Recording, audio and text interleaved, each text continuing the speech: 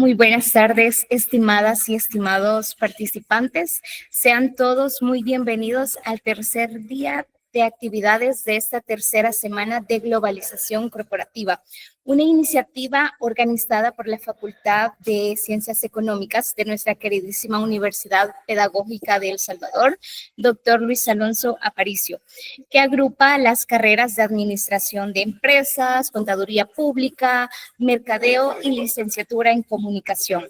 Nos alegra contar con la participación de estudiantes de diversas carreras, docentes, profesionales, invitados de otras instituciones y universidades.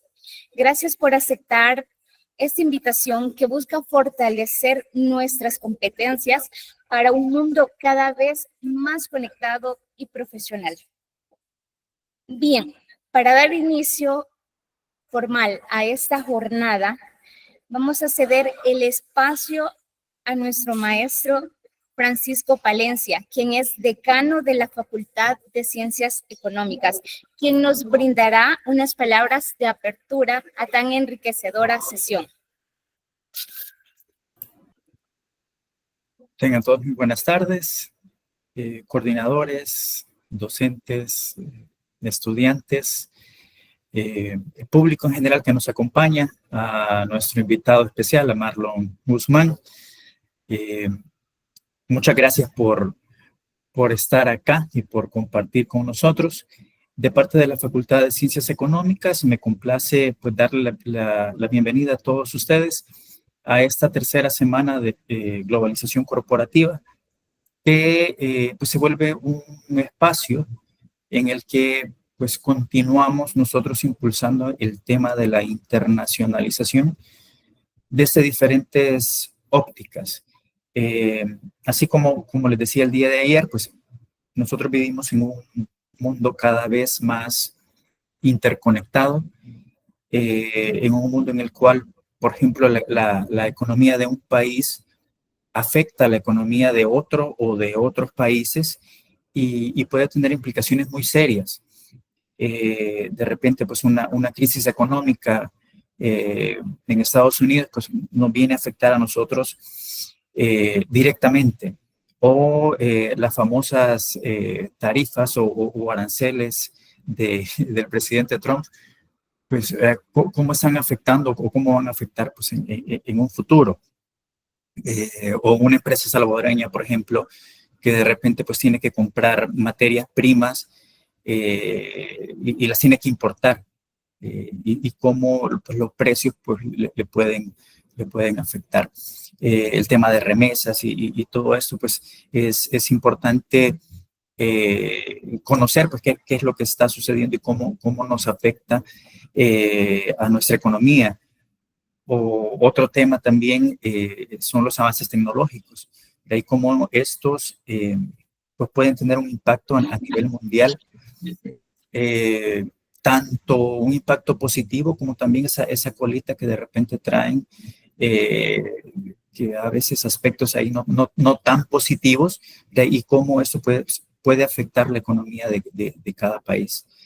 Entonces, eventos como este, pues, se vuelven importantes porque nos permiten a nosotros tener, en este caso, pues, expertos a nivel internacional que nos vienen a explicar, que nos vienen un poco también a dar sus opiniones y compartir sus experiencias de estos temas que se vuelven tan importantes para nuestra comunidad académica. Así que no tengo duda de que va a ser de mucho provecho para ustedes. No tengo duda que esta, así como las siguientes ponencias que vamos a tener esta semana, nos van a enriquecer cada vez más y nos van a traer pues eso que nosotros necesitamos, ese complemento que necesitamos, que de repente pues tenemos nuestras clases, nuestro contenido de nuestros programas, pero hay que complementarlo pues con algo más y ese algo más en este caso pues es este espacio. Así que pues Nada más eso. Muchas gracias nuevamente por estar acá y bienvenidos. Muchas gracias, decano. Agradecemos por sus palabras. Les pedimos un fuerte aplauso digital por su valioso mensaje.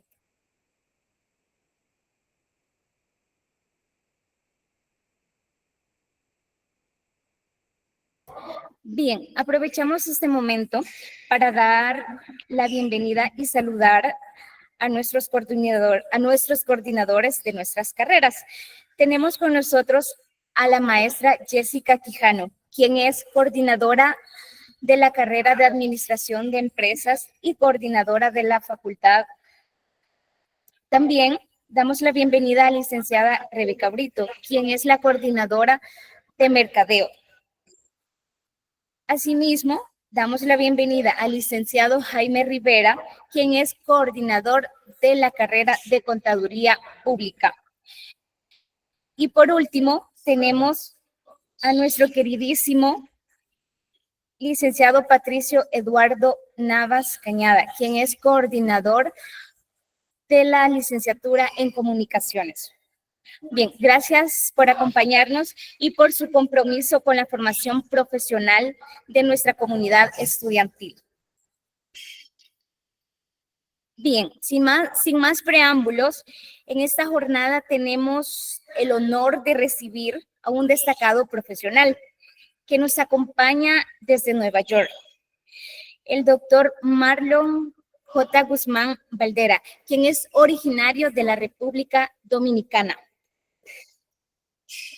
Bien, antes de entrar de lleno a esta sesión tan enriquecedora, sé que lo será para cada uno de nosotros, voy a leerles la hoja de vida de nuestro invitado especial. Doctor Guzmán es matemático y economista, quien obtuvo su licenciatura en Economía y Matemáticas en el Lehman College, en la ciudad de Nueva York. Luego realizó una maestría en Ciencias Políticas en el Graduate Center de CUNY, donde presentó tesis titulada A Multilevel Analysis of Political Risk, en la que propuso un enfoque multinivel para evaluar el riesgo político, considerando no solo a los estados anfitriones, sino también el papel de la sociedad civil y la comunidad internacional. Actualmente cursa un doctorado en Ciencias Políticas en la Universidad de California, Berkeley, con énfasis en Economía Política y Política Comparativa. Su enfoque académico se caracteriza por integrar conocimientos en economía, matemáticas y ciencias políticas desde una mirada interdisciplinaria. Doctor Guzmán, muchas gracias por aceptar esta invitación. Como universidad y como Facultad de Ciencias Económicas, es un privilegio contar con su presencia. Bueno, gracias, Jocelyn, por la presentación. De verdad que para mí es un enorme privilegio compartir mis experiencias, unas cuantas ideas que tengo preparadas para ustedes. Al decano Francisco Palencia por las palabras introductorias, y muchísimas gracias a mi amigo Patricio Navas, a quien recuerdo con mucho cariño a raíz de mi visita a El Salvador, ese bello país, el año pasado. Gracias, Patricio, por la invitación. Para mí es un enorme privilegio compartir con ustedes en este día. Quisiera aclarar que soy un doctorando, no un doctor. El título de doctor, Dios delante, lo obtendré en unos 2 o 3 años. Y bueno, hoy le quería proponer una charla donde hago un análisis de lo que es el estado de las ciencias políticas, el estado de la economía, el estado de la sociología, desde una perspectiva muy personal que va influida por mi propio recorrido académico como intelectual. soy y me siento en esencia un intelectual latinoamericano que ha estudiado en Estados Unidos, pero que sigue pensando el mundo y entendiendo el mundo desde una Latinoamérica. De forma que quería, esta es más o menos la charla y voy a comenzar hablando un poco sobre mi recorrido académico para luego ir pasando a distintos puntos. Yo llego a Nueva York con 18 años y por alguna razón, que no voy a entrar en detalles, tal vez en la área de preguntas y respuestas pudiéramos ahondar un poquito más. Estudio matemáticas y luego de estudiar matemáticas sentía que estaba estudiando algo que estaba algo desconectado de la realidad y decido quedarme un año más en la universidad para completar los estudios en economía. A mí me encantó la economía y pensé que esa iba a ser el área en la que me iba a especializar completamente. Pero descubrí el mundo de las ciencias políticas, hice una maestría en el Graduate Center de la Universidad de la Ciudad de Nueva York y mi especialidad en la maestría fue Relaciones Internacionales y Teoría Política. Y ahí hice un trabajo sobre el análisis de riesgo político, que fue mi trabajo de graduación para la maestría. Y luego decido aplicar al doctorado en ciencias políticas en la Universidad de Berkeley. Bueno, apliqué a muchísimas universidades y luego pudiéramos hablar de esto más adelante.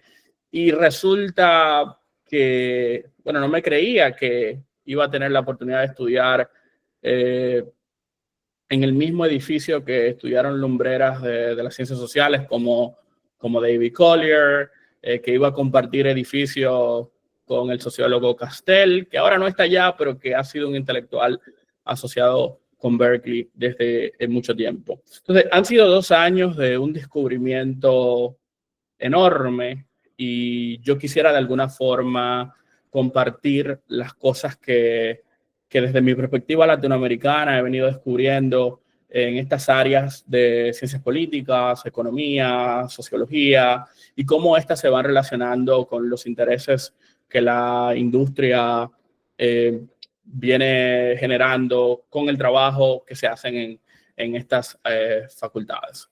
Entonces, lo primero que quiero decir es que las ciencias sociales, en términos generales, la economía desde hace tiempo y las ciencias políticas también, se han tornado hacia una tendencia más experimental, donde la pregunta de la causalidad, es decir, cuáles son los tratamientos, cuáles son las variables independientes que generan fenómenos específicos, o sea, la medición de cómo pudiéramos con metodología rigurosa medir cómo estas variables independientes afectan una variable dependiente. O sea, ha habido un movimiento hacia este tipo de preguntas en ciencias políticas en los últimos 20, 25, 30 años. Y como ustedes entenderán, estudiar los fenómenos sociales, los efectos de la democracia en la economía, los efectos de la estabilidad política, etcétera, etcétera, es extremadamente difícil hacerlo con la rigurosidad científica que los cientistas sociales se proponen. De forma que ha habido todo un avance metodológico que se ha hecho en las ciencias sociales para poder medir con algún nivel de rigurosidad los efectos que los tratamientos o las variables independientes tienen sobre una variable dependiente de estudio.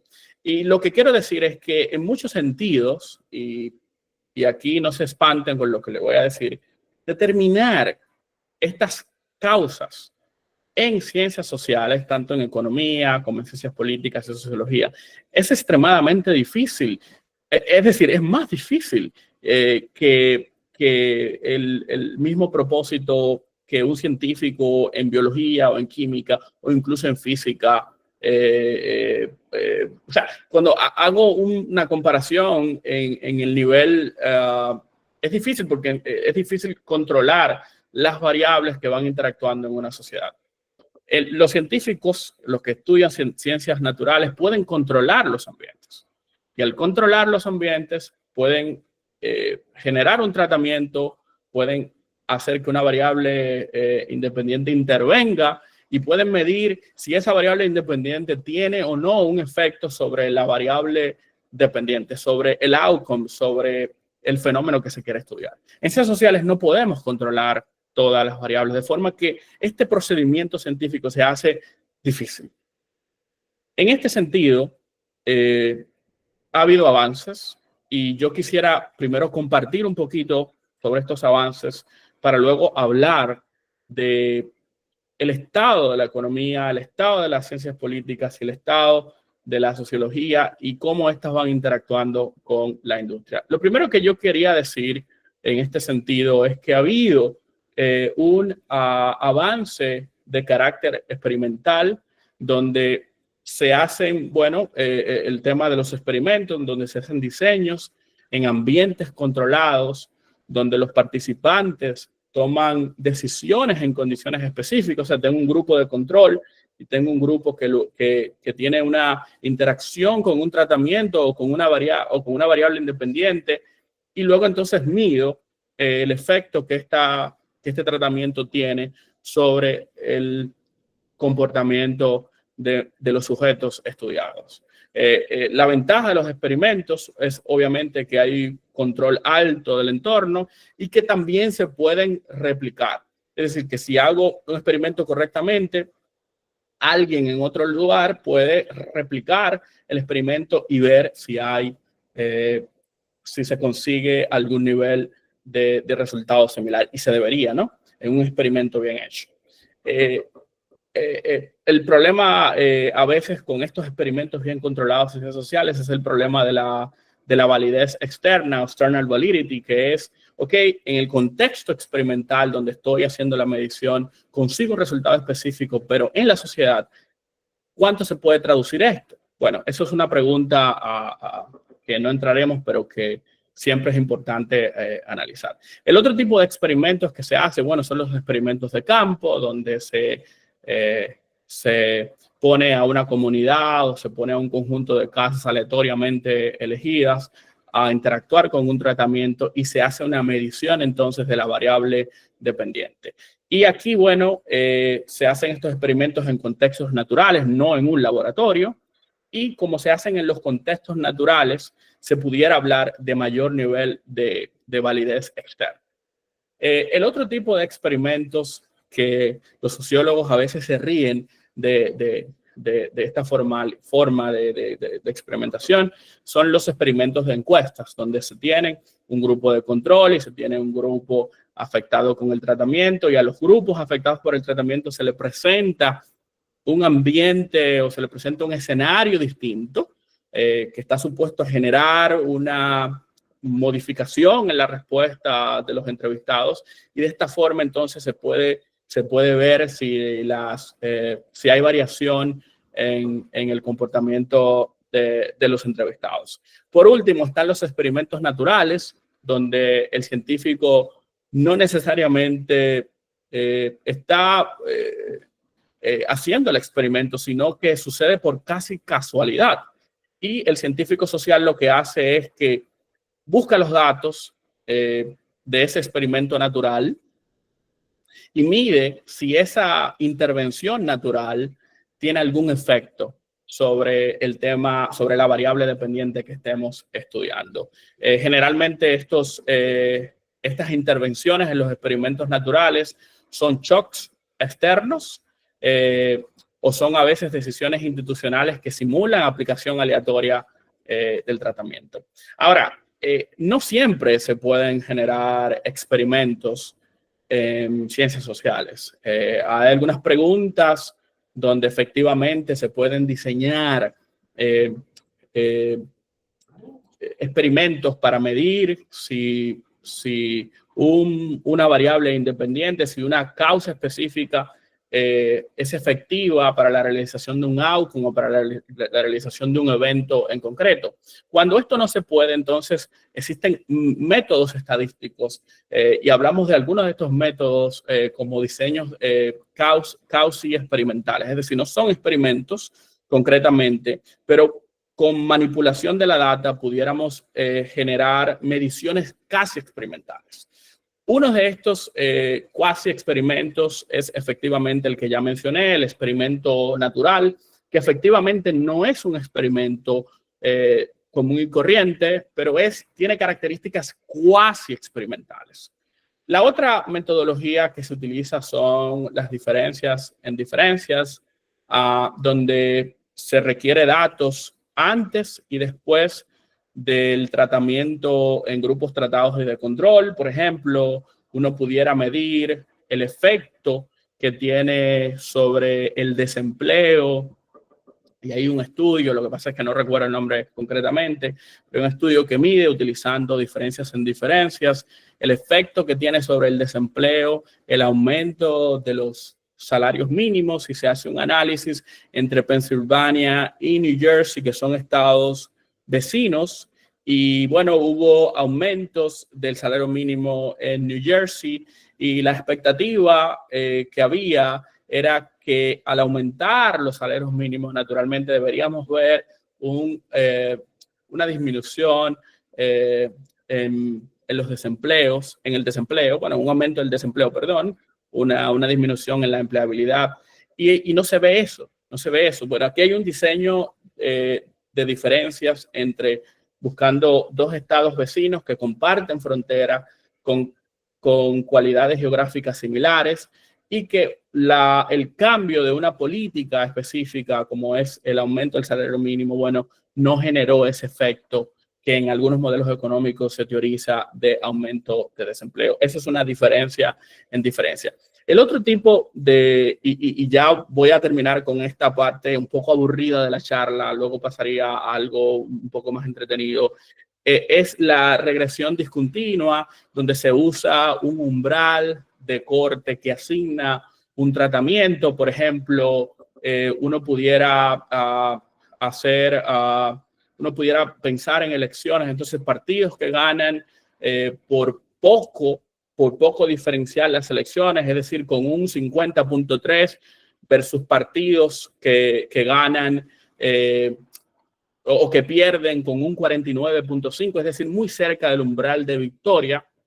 Y se puede medir el efecto que tiene, por ejemplo, el poder, la captura del poder en las dinámicas partidarias. Bueno, se utiliza esta metodología. Otro ejemplo pudiera ser aquí el efecto que tiene sobre la experiencia de un estudiante obtener una beca. Lo que pudiéramos hacer es que medimos grupos de estudiantes que, digamos, si el umbral para ganarse la beca es un 90, estudiantes que sacaron 90.5, 90.6, medimos el desempeño de ese estudiante, de esos grupos de estudiantes, versus el desempeño de los estudiantes que no se ganan la beca y que ganan y que sacaron un 89.5, un 89.6. Es decir, pudiéramos argumentar que existen un mundo de similitudes entre esos estudiantes que casi sacan una nota similar y que la única diferencia es la obtención o no de la beca. Y eso me permite hacer una comparación digamos, más o menos de grupos similares. Otro método es las de variables instrumentales, no voy a entrar ahí, existen otros. Y finalmente están los métodos cualitativos, que como ustedes saben están las entrevistas, están los casos de estudios, está el process tracing, que se utiliza para medir los mecanismos de una teoría, etcétera, etcétera. Y la tendencia en este momento es la utilización de metodología mixta, porque muchas veces, y esto es una crítica que se le pueden hacer a muchos estudios económicos, es que no vemos necesariamente una comprobación de que el mecanismo teórico planteado es efectivamente el que está en juego. Entonces, el process tracing puede ayudar a determinar si el mecanismo teórico planteado es efectivamente el que está sucediendo. Entonces, paso a de hablar de estos elementos metodológicos que surgen en gran medida en ciencias económicas y que han pasado lenta pero poderosamente a ciencias políticas, para hablar del Estado, de la economía, de las ciencias políticas y de la sociología. Bueno, hoy por hoy, y voy a hablar, y que se sepa que estoy hablando desde una experiencia personal. Yo estudio ciencias políticas, pero exactamente lo que hago es economía política, de forma que interactúo y cojo clases en Berkeley en el departamento de economía y por ende tengo algún tipo de noción. Lo que yo noto es que los estudiantes de doctorado, y tal vez esto responde a dinámicas del mercado que ya pasaré a explicar, tienen una inclinación a estudiar problemas empíricos, problemas que no necesariamente tienen que ver con la elaboración complicada de modelos económicos, no problemas que se pueden resolver a través de las metodologías estadísticas que ya les he explicado y otras que no expliqué en esta charla. De forma que ya la teorización de los modelos económicos parecería ser, o sea, cuando los maestros están dando clases en economía y tienen que dedicar algún tipo de tiempo a explicar modelos económicos, los profesores casi se excusan porque hay una tendencia a mirar el tema empírico sin pensar tanto en la construcción de complejos modelos económicos. Sí hay que tomar macroeconomía, sí hay que tomar microeconomía, sí hay que tomar política monetaria, pero eso es casi un deber.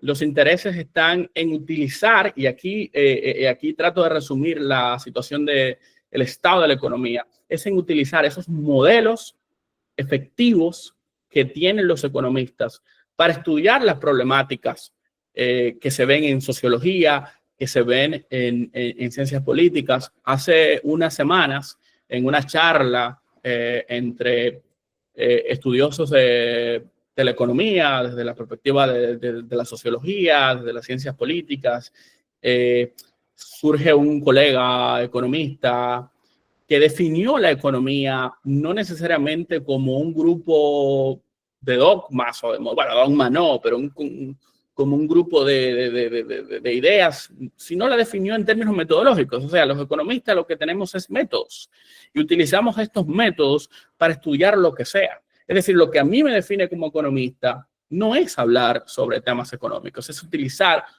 unas herramientas metodológicas que yo tengo como economista para estudiar lo que a mí se me venga en gana.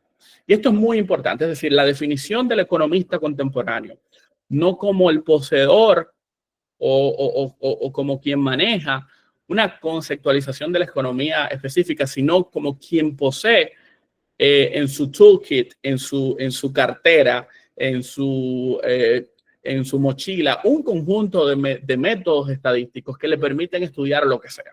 Y esto es muy importante, porque lo que yo voy a argumentar luego en la charla es que las empresas están interesadas en contratar cientistas políticos, en contratar sociólogos, en contratar economistas específicamente por esta capacidad metodológica para implementar, para estudiar los efectos que la implementación de una política a nivel de una empresa pudiera tener sobre el producto. Es decir, lo que yo veo es que los compañeros más duchos en las cuestiones metodológicas en Berkeley terminan, esto hay variación y luego lo explicaré, terminan en Facebook, terminan en Google, terminan en estas empresas que aprecian muchísimo esta capacidad técnica que tienen los colegas. Bueno, esa es la situación en economía. Para resumir, vamos a ver un economista como el poseedor de un conjunto de métodos y no necesariamente como un intelectual que simplemente tiene unas concepciones sobre las dinámicas económicas. En cuanto a las ciencias políticas, lo que nosotros vemos es más variación en la utilización de métodos. Hay una aceptación en estos métodos que vienen de la economía, pero también se entiende la importancia de la utilización de metodología cualitativa, sobre todo para entender, como ya les había explicado, la mecanización de las teorías propuestas. Porque una cosa es yo poder medir el efecto que tiene sobre el desarrollo económico que yo subsidie a los estudiantes más pobres de un país, que yo pudiera hacer una medición a 50, 60, 70 años, pero hay que teorizar por qué el subsidio a los estudiantes de menores ingresos en un país genera un avance económico. Pudiéramos tener teorías rivales para explicar ese fenómeno. Entonces, ¿cómo sé yo cuál de las teorías rivales es efectivamente la que está explicando el efecto de este tratamiento sobre el elemento estudiante? Y para eso hay que entonces hacer un análisis de las teorías propuestas y el método por excelencia en este sentido es el process tracing, que creo que la traducción a esto es rastreo de procesos. Rastreo de procesos. Y yo creo, y aquí voy a hacer una pequeña pausa, yo creo que en Latinoamérica es importante que hagamos la transición hacia la implementación en estos elementos metodológicos, porque primero hay un nivel de efectividad, ¿no? Al utilizar estos métodos, la cuestión causal termina teniendo preponderancia. Pero bueno, yo fui hace 2 o 3 semanas al Congreso de Estudios Latinoamericanos en San Francisco y en realidad es que aparentemente los estudiosos latinoamericanos que provienen de universidades norteamericanas y los que provienen de universidades norteamericanas parecería que están hablando lenguajes diferentes. Y en realidad yo no quiero presentar aquí una imposición del norte hacia el sur, porque yo creo que en realidad hace falta abrir que las voces del sur se escuchen más en el norte. Pero lo que estoy tratando de proponer es que me parece a mí que ha habido una especie de... Esa comunicación parecería que no es muy fluida ahora. Es una percepción que tengo. Bueno, finalmente en el estado de la sociología, aquí yo tengo un poquito menos de autoridad para hablar. Lo que sí le puedo decir es que los sociólogos son muy críticos con la implementación de estos modelos metodológicos y yo de alguna forma estoy en todos los campos y también me río con los sociólogos. Hay chistes que dan risa en ese sentido. Y bueno, ahí no voy a detenerme mucho, pero quería hablar sobre el mercado académico. En la actualidad, el mercado académico en los Estados Unidos es muy competitivo. Primero, porque el número de PhDs que se emiten por año en las universidades norteamericanas exceden por mucho las posiciones de profesorado que existen disponibles en el mercado. Esto va a variar de disciplina en disciplina, pero la pregunta es entonces ¿por qué una universidad como la Universidad de California, Berkeley, como Harvard, como Columbia, están admitiendo una cantidad elevada de estudiantes doctorando en estas áreas? Y me parece a mí es que hay una demanda en las industrias, en el mercado privado, por este tipo de habilidades. Y sobre todo los programas que pueden, y aquí voy a hacer un poquito de énfasis, darles estas herramientas metodológicas a sus estudiantes, terminan teniendo mayor placement, mayor capacidad de colocar en trabajos de importancia a sus estudiantes. Por ejemplo, en economía, para que esto se visualice, Por año, la Universidad de Berkeley está aceptando entre 25 y 30 estudiantes. La inmensa mayoría de esos estudiantes no terminan siendo profesores, sino que van al sector privado. En el caso de ciencias políticas, el número es inferior. Aceptamos entre 10, 11, 12 estudiantes, pero un porcentaje mayor de nosotros conseguimos posiciones como profesores y un porcentaje menor, bueno, va a la industria. Entonces, lo que vemos en el mercado académico es una especie de escasez en las posiciones disponibles, pero también vemos una enorme desigualdad en la capacidad que tienen los estudiantes que salen de universidades élites para conseguir estas posiciones. Es decir, los estudiantes que salen de Harvard, que salen de Stanford, que salen de Princeton y de otras, terminan acaparando las posiciones en las top 100 universidades en el país. De forma que unas 5 o 10 universidades en Estados Unidos terminan supliendo de profesores a las 100 universidades más importantes que tenemos acá. O sea que no solamente hay una escasez, sino que hay una desigualdad en los accesos a trabajos que tienen estas universidades. Eso es una realidad empírica.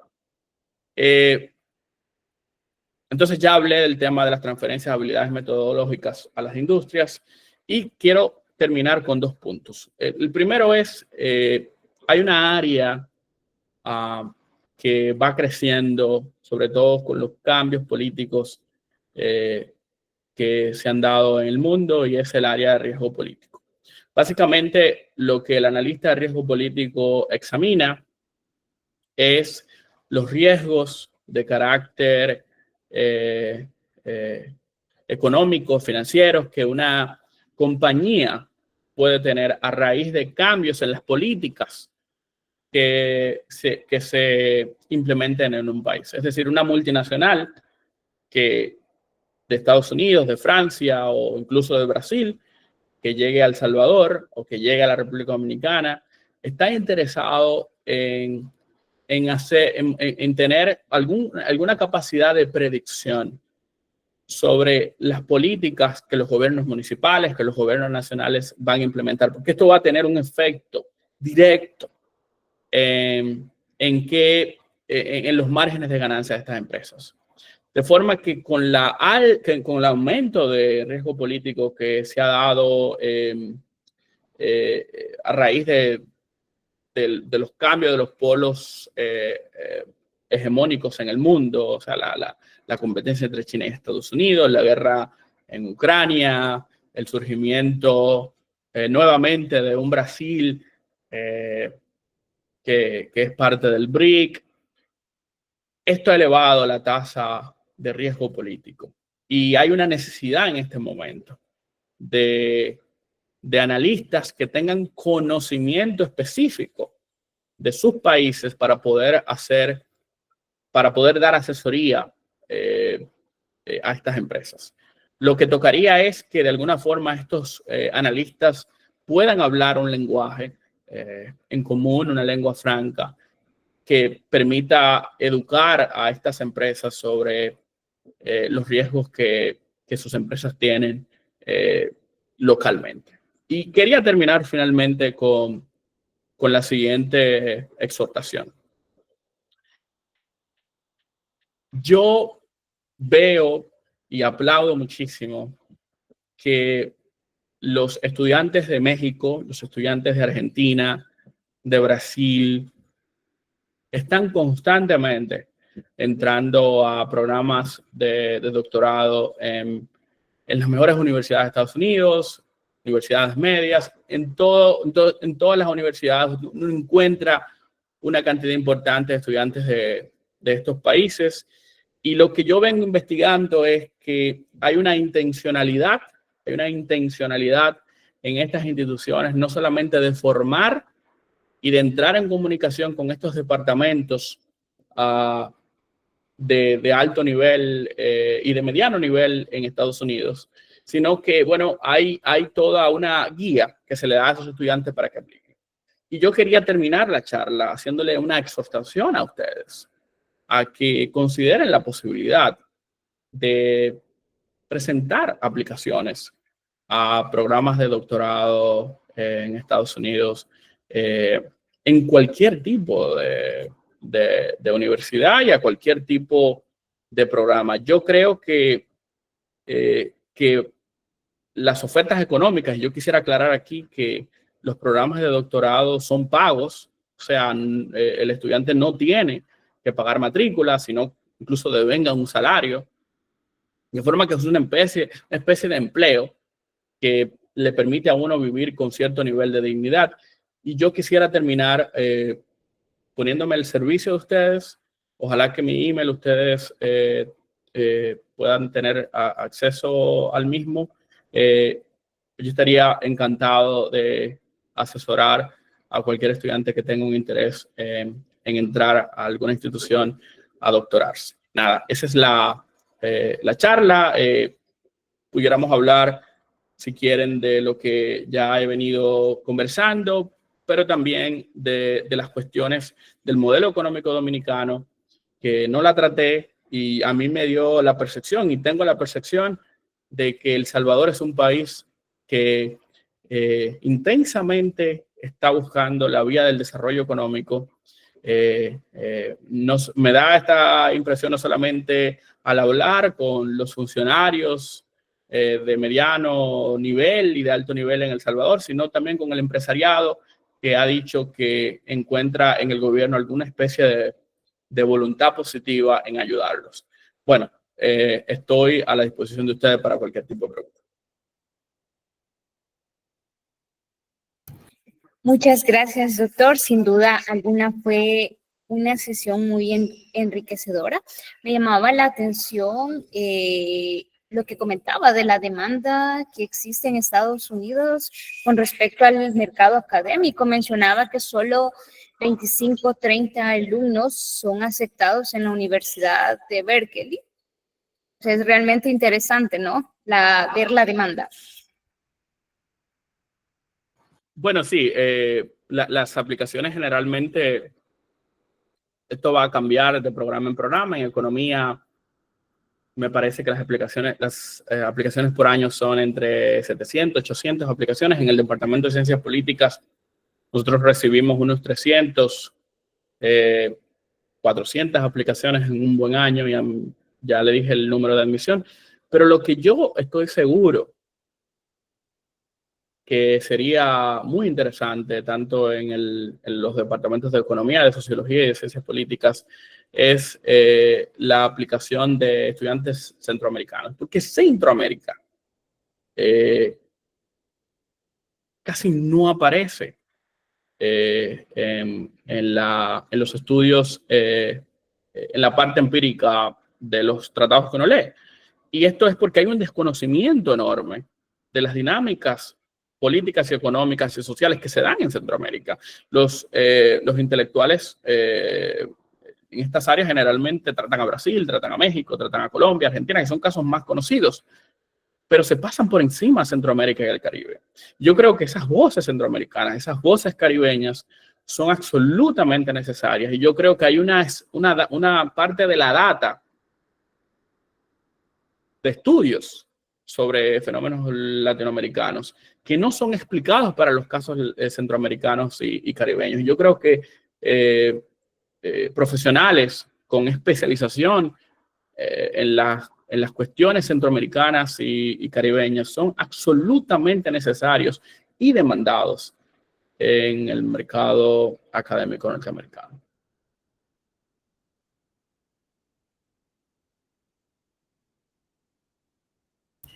Bien, muchas gracias, doctor. Agradecemos esta enriquecedora exposición. Bien, abrimos un pequeño espacio de comentarios, preguntas.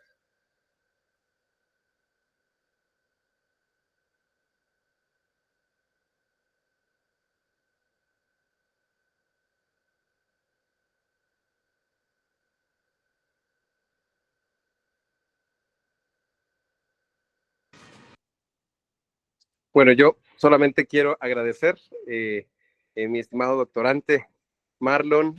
Siempre es una dicha poder encontrarte y el aporte que das en distintas circunstancias y espacios. En este caso ya tenemos mano levantada. Solamente quiero advertir eso: como universidad estamos muy dichosos que hayas aceptado la invitación. Ahorita con esta concurrencia de más de 245 personas que están, que ahí te aplauden y agradecen también por tu disertación en buena hora, y que sigamos teniéndote también de la mano para próximas ocasiones. Así que un abrazo gigante y bueno, dejo para que puedan realizar las preguntas respectivas nuestros estudiantes. Gracias, Marlon. Para mí es un privilegio estar aquí. Bien, tenemos la mano levantada de Alejandro Hernández. Adelante, Alejandro.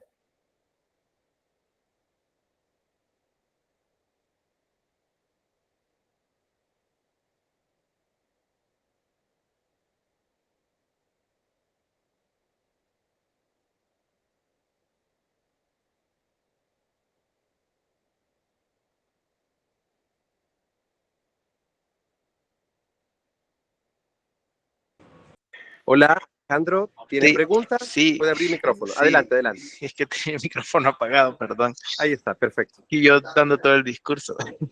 Bueno, primero, muchas gracias por el foro. La verdad es que ha sido muy gratificante tenerlo aquí esta noche. Y yo quería consultarle algo desde desde su experiencia y toda su carrera profesional. Al ser unos seres, nosotros como raza o los seres humanos que estamos en constante evolución y estamos buscando siempre la forma de estarnos más tanto adaptándolo a las nuevas tecnologías, usted ve que a pesar de que hay un desarrollo, vaya a haber alguna especie de como explotación de burbuja a nivel comunicacional.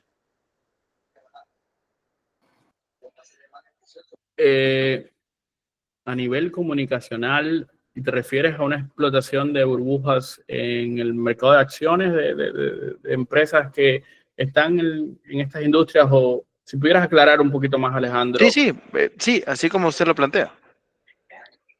Bueno, me parece a mí que eso es una pregunta difícil.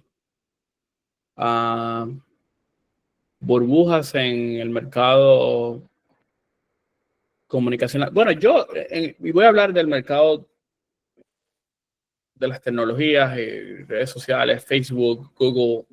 A mí me parece que AI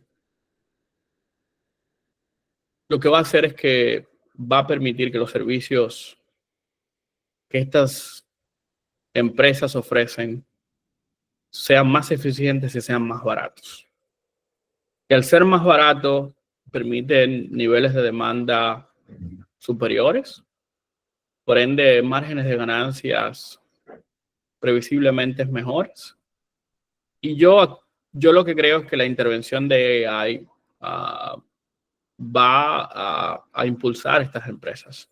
De forma que yo no me atrevería a hablar de que estamos frente a una burbuja. Bueno, efectivamente hay casos. Por ejemplo, hay una empresa como Tesla, ¿no? Que parecería que por las políticas proteccionistas que hay en Estados Unidos para proteger a los productores de automóviles, es una compañía que tiene una evaluación muy por encima de las expectativas financieras que uno tuviera para una compañía con el nivel de ganancias que genera Tesla.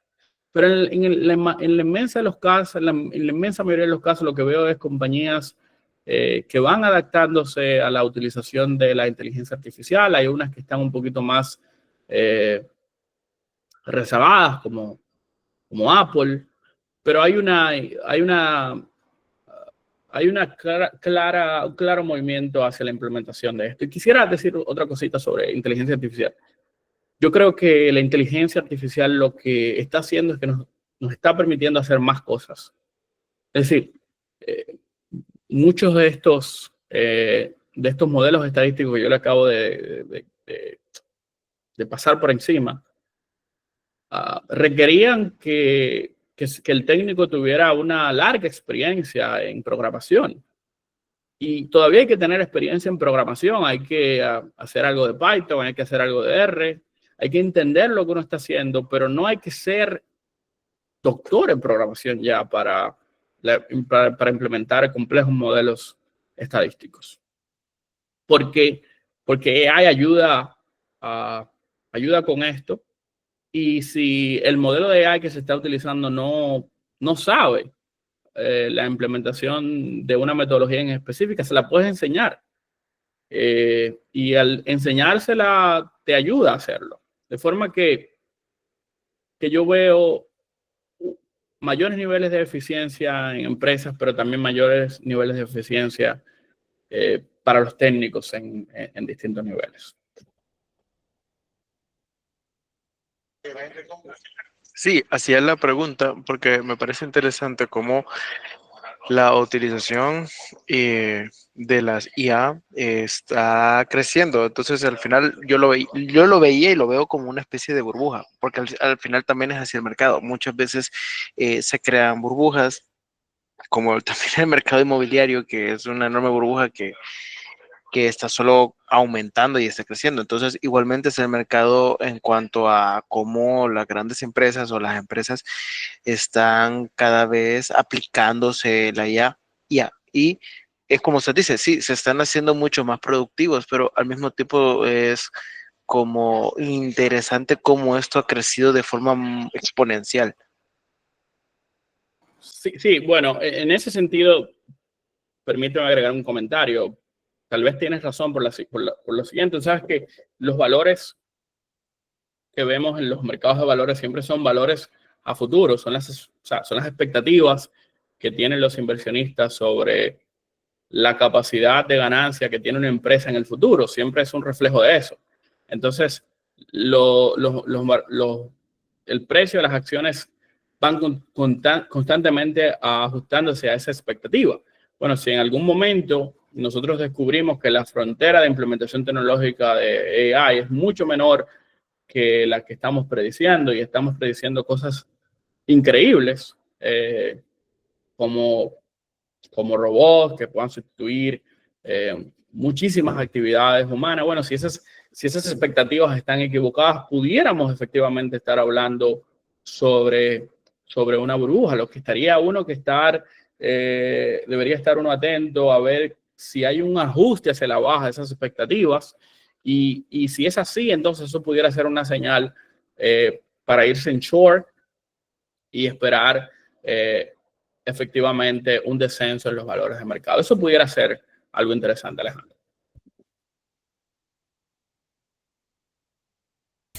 Muchas gracias, Alejandro y doctor, por contestar. A mí sí me surge una duda, y bueno, aprovechando que usted es economista, comentarle que acá hay comunicadores quienes ya ejercen como comunicadores, y habemos futuros comunicadores. Comentarle que llevamos cátedras, redacción para comunicadores y no recuerdo qué otras.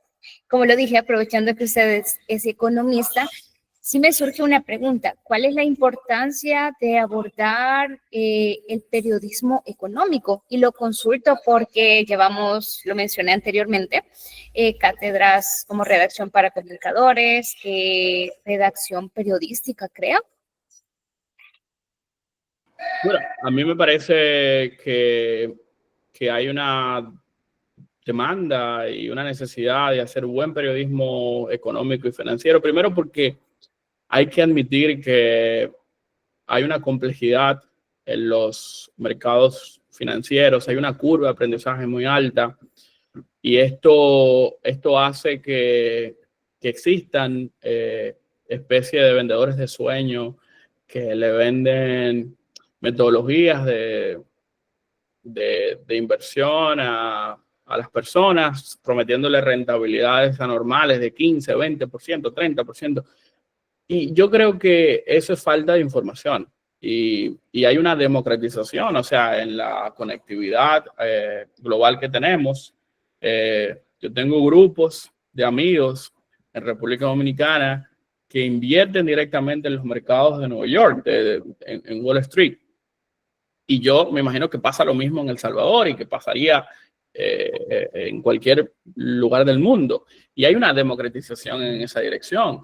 Y me parece que la exposición a estos mercados es algo positivo, pero el periodismo financiero y económico que logre traducir en términos llanos y explicar e informar en esta vía, en esta dirección, me parece a mí que es absolutamente necesario. En Estados Unidos hay periódicos que se dedican efectivamente a este tipo de información. O sea, uno lee el New York Times, uno lee el Washington Post y es más información generalizada, pero luego uno encuentra Wall Street Journal, uno encuentra el Financial Times y uno nota que hay una especialización en las cuestiones financieras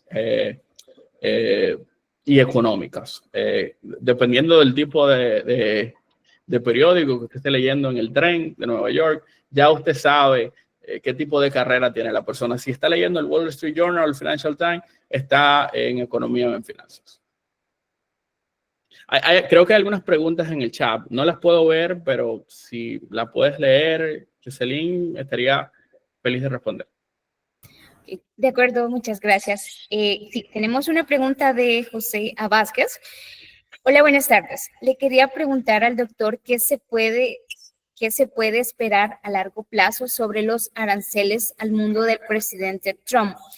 ¿Puede haber recesión y las consecuencias a Latinoamérica? Bueno, yo creo que la economía norteamericana ya está en un proceso de contracción. Si tenemos contracción nuevamente en el próximo trimestre, pudiéramos hablar técnicamente de una recesión. Hay relaciones que se pueden establecer, y no las sé para el caso de Salvador, pero el nivel de dependencia económica que existe en países como República Dominicana y Estados Unidos, por ejemplo, es casi de un 3-1. Es decir, que cuando la economía norteamericana crece al 1, al 2%, perdón, no es 3, es 2.5. Cuando hay expectativas de crecimientos de 1, 2 o 3%, uno puede multiplicar ese crecimiento por 2.5 y hacer una estimación del crecimiento de la República Dominicana, bueno, por las conexiones que hay entre ambas economías. Imagino que este número se pudiera determinar para cada tipo de país en función de la relación del comercio que hay entre Estados Unidos y los distintos países latinoamericanos y poder hacer este tipo de estimación. Pero yo aseguro que hay un efecto multiplicador sobre Latinoamérica. Lo que pase en Estados Unidos, o sea, la gripe en Estados Unidos termina siendo una especie de ataque de asma en los países latinoamericanos, de forma que habría que estar muy atentos y seguro predecir una especie de situación peor en Latinoamérica. No confundir lo que pasó en el 2008, en la crisis del 2008 y el comportamiento que tuvo el continente latinoamericano, que en ese momento parecía como que la crisis no nos pasó por encima sin hacernos algún efectos negativos importantes. Recordar que había un boom de los commodities que vendía Latinoamérica y esto ayudó a solventar la crisis a la mayoría de los países latinoamericanos. O sea que es un contexto diferente, de forma que yo sí esperaría que recesión en Estados Unidos tuviera un efecto muy negativo en el desarrollo económico latinoamericano. Muchas gracias. Tenemos otra pregunta de Mauricio Alexis Calderón Domínguez, quien consulta: ¿a dónde nos lleva la nueva era? ¿A qué mercado laboral nos llevan las nuevas tecnologías?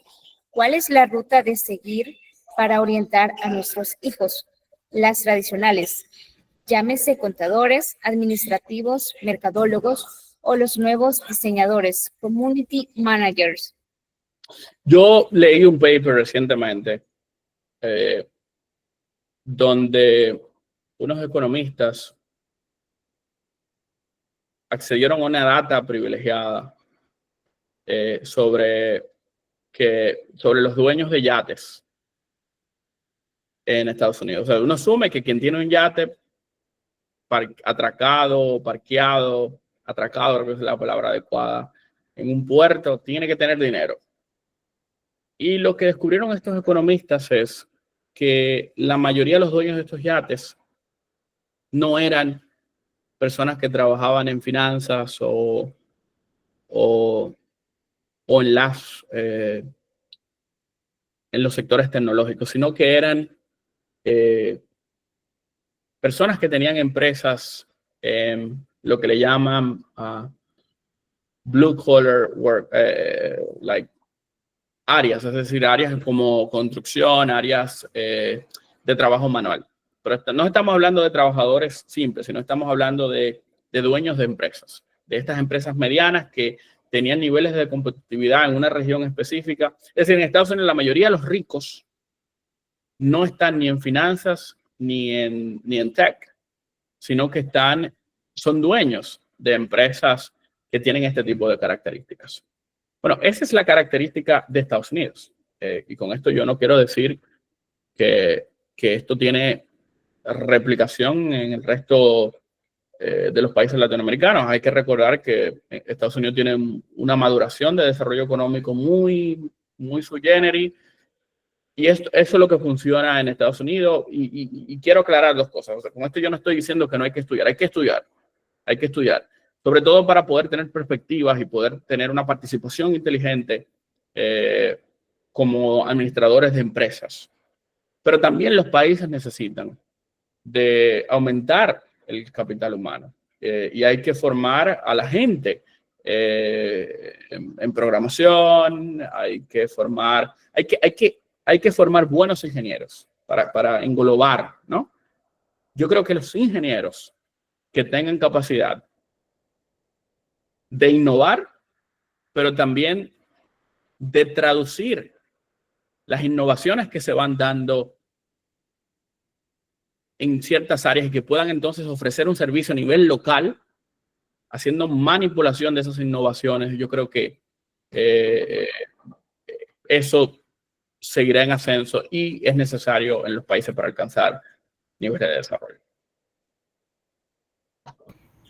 Tenemos mano levantada de Néstor Arévalo. Adelante. Hola, buenas noches, ¿qué tal? Espero se encuentren muy bien. Pues agradecer a Marlon por estar aquí con nosotros. Creo que la información que nos ha dado es muy valiosa para cada uno de nosotros y tenemos que saberla aprovechar. Yo tengo una pregunta y es que si pudiera cambiar una sola cosa del sistema económico actual, ¿cuál sería?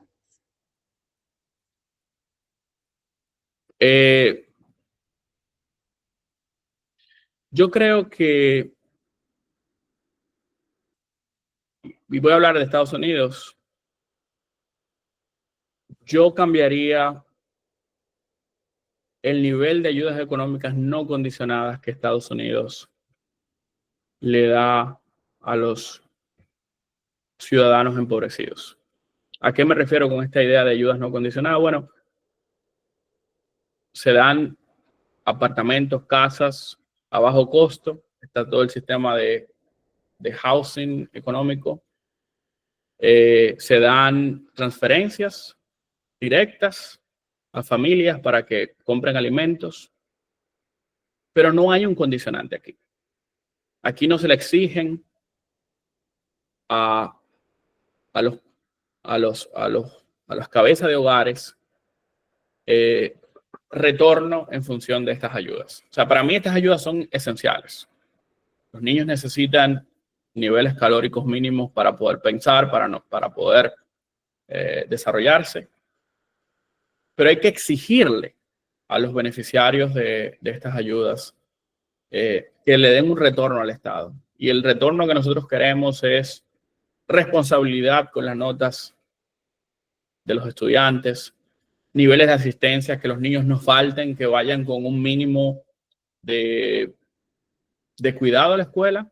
O sea, en los barrios pobres de Estados Unidos se ve, no voy a hablar, bueno, hay una variación en el nivel de miseria, ¿no? No es lo mismo hablar de pobreza en Estados Unidos que hablar de pobreza en un país latinoamericano. Pero uno se asombra, ¿no?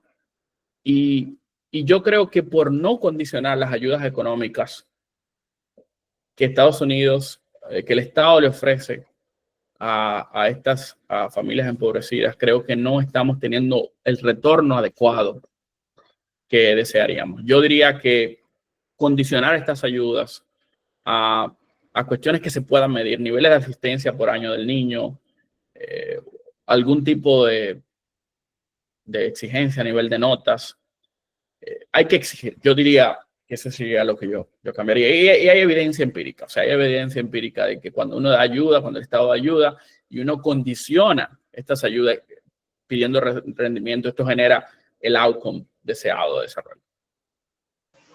Muchísimas gracias. Muchas gracias, Néstor, por tu pregunta. Marlon, a ti gracias. Tenemos otra pregunta de Miranda Aguilar. ¿Crees que los estudios experimentales de las ciencias sociales beneficiarían en la aplicación en la sociedad de manera general? En este caso, sí se ha aplicado en políticas económicas. Bueno, yo creo que sobre todo políticas públicas, en estudios de políticas públicas, se está pensando en la aplicación directa, y el tema de las ayudas condicionales es absolutamente, te lo digo porque se ha dado un Nobel,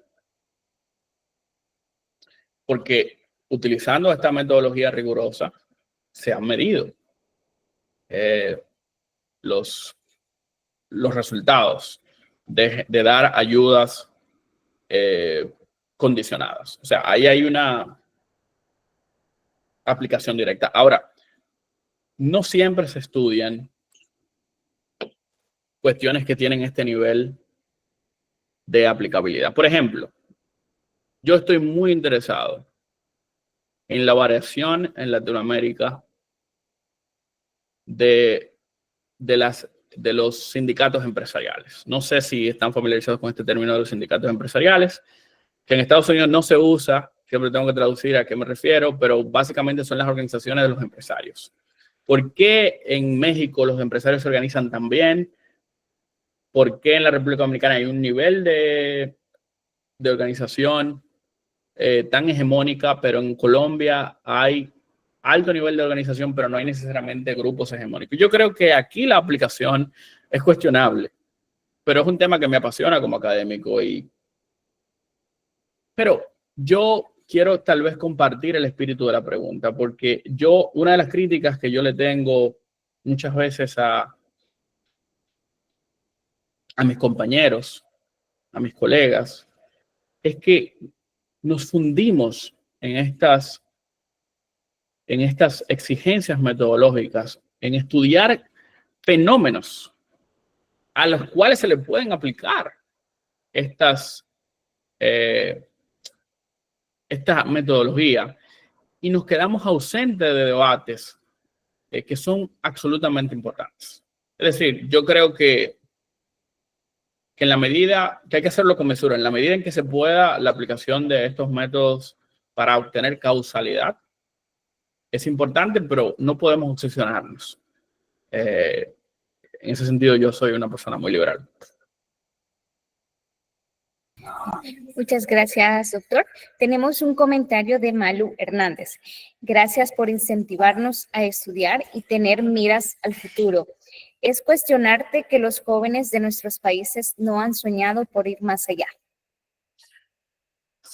Bueno, sí, pero yo creo que también hemos contado con un liderazgo que no se ha preocupado por inspirarnos y por ponernos las herramientas adecuadas. Yo hablé de México. Los mexicanos tienen una cuota importantísima de estudiantes en Estados Unidos, en el más alto nivel. Hay algunos, pocos, pero conozco algunos salvadoreños muy brillantes. Argentina, bueno, tiene cuota. Brasil, pero lo que yo noto es que son estudiantes que vienen de un background donde hay dinero. O sea, no es el caso de todos, pero hay una idea en Estados Unidos de que estos estudiantes internacionales vienen de familias con dinero, y es la verdad, en muchos casos eso es lo que sucede. Pero en Chile, por ejemplo, y no digo que en Chile no existe el problema, pero yo he visto un poquito más de variación en las condiciones económicas de los estudiantes que me encuentro en las distintas universidades. Y creo que es porque hay un programa en Chile de que, no sé si está vigente, pero ha habido un programa por mucho tiempo de que si te aceptaban para maestría o para doctorado en una universidad top 100, top 50 en Chile, o sea, en Estados Unidos, te pagaban, el Estado te pagaba. Eso te permitía aplicar y saber que tienes los ingresos. Bueno, lo que yo les digo a ustedes es que aunque el Estado salvadoreño o de otro país no esté ofreciendo este tipo de ayuda, si aplican a doctorado, lo más probable es que puedan conseguir una financiación por la universidad. A doctorado, no dije maestría, sino que estoy invitando a que apliquen a doctorado y se vuelen ese paso directamente. Y no necesitan maestría para aplicar a doctorado. Muchas gracias, doctor. A mí sí me surge una duda, y usted mencionaba lo de las ayudas no condicionadas en Estados Unidos. No sé si habrá escuchado recientemente la ley de agentes extranjeros que aprobaron en el país. ¿Te refieres a cuál ley exactamente? Fíjate que esta ley consiste en un impuesto aplicado, es el 30%, sobre las transferencias y donaciones que reciben las organizaciones de la sociedad civil en El Salvador, ya sea por donaciones y transferencias de entes extranjeros. Tú como economista, me gustaría saber, y creo que a todos nos gustaría saber, o sea, ¿cuál es tu punto de vista respecto a esta nueva reforma? Mira, la administración Trump tiene un sinfín de contradicciones económicas, porque hay unos impuestos también a las remesas, o sea, en el orden de 3.5, y en la medida en que yo pongo tasas arancelarias o un impuesto a unas transferencias hacia nivel internacional, lo que estoy haciendo es que de alguna forma estoy evitando que dólares salgan de la economía nacional, y esto crea un Dutch effect, o sea, crea que haya mayor cantidad de circulante en la frontera. Y al haber mayor cantidad de circulante en la frontera, lo que yo tengo es una devaluación interna, o sea, hay un empuje hay un efecto inflacionario que esto genera. Pero también hay un privilegio que Estados Unidos se deja de ganar, que es que cuando se usa dólares, o cuando yo restringo el uso de dólares a nivel internacional a través de un impuesto o disminuyo el circulante a nivel internacional, es que me dejo de ganar ese efecto exorbitante. Así hay un libro que se llama The Exorbitant Effect. O sea, hay un privilegio que la economía norteamericana se gana al dólar tener un uso externo. De forma que es contradictorio porque no sabemos si lo que queremos es un dólar fuerte o un dólar débil. Si queremos un dólar fuerte, lo que queremos es aumentar nuestra capacidad de compra y por ende los índices de importación. Pero si quiero un dólar débil, y yo creo que Donald Trump jamás usaría este adjetivo, lo que quiero es aumentar los niveles de exportación. Entonces, para tener niveles de exportación y para que la economía norteamericana sea competitiva y elevar los niveles de exportación, el dólar tiene que debilitarse. Entonces, a mí no me queda claro si la política monetaria, si la política económica del gobierno, la política monetaria está algo autónoma, es hacia el fortalecimiento o hacia el debilitamiento del dólar. Por ende, no hay una coherencia en el propósito de alterar la relación entre importación y exportación. No sé si queda claro lo que acabo de decir. O sea, a mí no me queda claro si el deseo es debilitar el dólar para aumentar los niveles de exportación o si el deseo es fortalecer el dólar para que el estadounidense siga teniendo capacidad de compra y aumentar los niveles de importación. O sea, no hay una coherencia en ese sentido. Y lo que estoy tratando de decir es que muchos de estos impuestos lo que hacen es que le dan una fortaleza al dólar porque restringen la salida de dólares en el mercado, al mercado internacional, lo que hace que el dólar se cotice frente a otras monedas.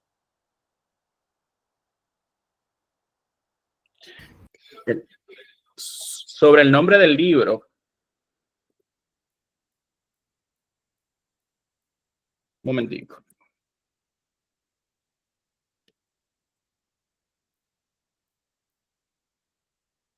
Estoy buscándolo. No sé si hay alguna pregunta, lo que busco.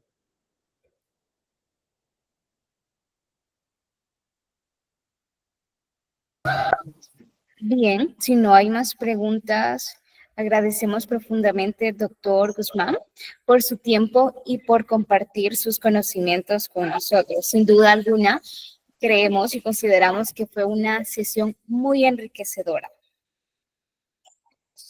Sí, bien.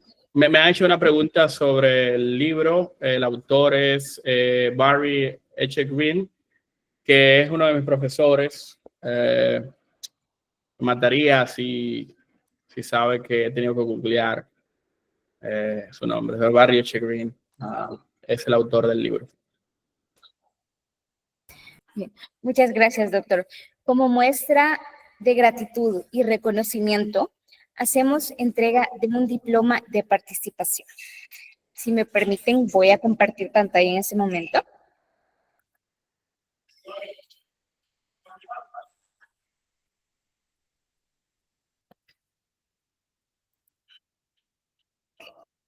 Me indican si estoy compartiendo pantalla. Sí, me parece. Ok, muchas gracias. Confirmo. Bien. Ok, gracias. El diploma se lee de la siguiente manera. La Universidad Pedagógica de El Salvador, a través de la Facultad de Ciencias Económicas, otorga el presente diploma de reconocimiento a Marlon Guzmán por su valioso aporte como destacado profesional dominicano al desarrollo holístico de nuevas generaciones de profesionales en comunicaciones, mercadeo, contaduría pública y administración de empresas de la Facultad de Ciencias Económicas en el desarrollo de la tercera semana Globalización Corporativa, al impartir de forma magistral la ponencia Economía, Industria y Tecnología, como parte la internacionalización académica que nos compromete de forma bilateral, dado en San Salvador, 5 de junio de 2025. Muchísimas gracias. Para mí es un enorme privilegio y recibo esto con mucha humildad. Muchísimas gracias. No, a usted, doctor, muchísimas gracias. Muchas gracias por sus aportes y conocimientos. Gracias por compartir. Bien, a todas y todos extendemos una cordial invitación para que mañana nos acompañen a nuestra próxima jornada de esta semana. Como tema vamos a abordar la economía circular desde mi emprendimiento. Nuestra ponente será Melissa Flores, quien es fundadora de Cocha, asesoría personalizada de viajes en Europa. Así que los esperamos el día de mañana a las 6 de la tarde. No se lo pierdan, que sin duda alguna será otra jornada enriquecedora para explorar y conocer un poco más de esta visión sostenible. Así que gracias por acompañarnos. Les saluda su servidora Jocelyn Quintanilla y en nombre de la Facultad de Ciencias Económicas les deseamos una feliz noche.